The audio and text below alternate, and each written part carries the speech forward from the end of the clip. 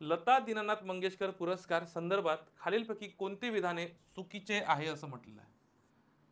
लता दीनानाथ मंगेशकर पुरस्कार संदर्भात खालीलपैकी कोणते विधाने चुकीचे आहे असं म्हटलेलं आहे?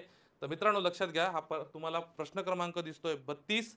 आता लक्षात घ्या, पुरस्कार हा मास्टर दीनानाथ मंगेशकर स्मृती प्रतिष्ठानामार्फत दिला जातो, लक्षात असू द्या. पुरस्काराचे स्वरूप किती आहे? 5 लाख रुपये आहे.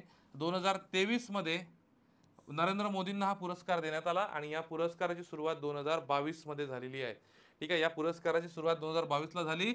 मात्र हा जो नरेंद्र मोदींना 2023 ला नाही तर 22 चा पहिला पुरस्कार देण्यात आलेला होता, लता दीनानाथ मंगेशकर पुरस्कार. तुमचं लक्षात असणं गरजेचं आहे, अतिशय महत्वाचं आहे. त्यामुळे पर्याय क्रमांक 1 ब आणि पर्याय क्रमांक ड बरोबर आहे. ठीक आहे, तर इथं चुकीचं तुम्हाला विचारलेलं आहे, तर क नंबरचं चुकीचं आहे, लक्षात घ्या. पर्याय क्रमांक क, कारण की इथं विधान चुकीचं तुम्हाला विचारलेलं आहे, लक्षात असू द्या. ठीक आहे.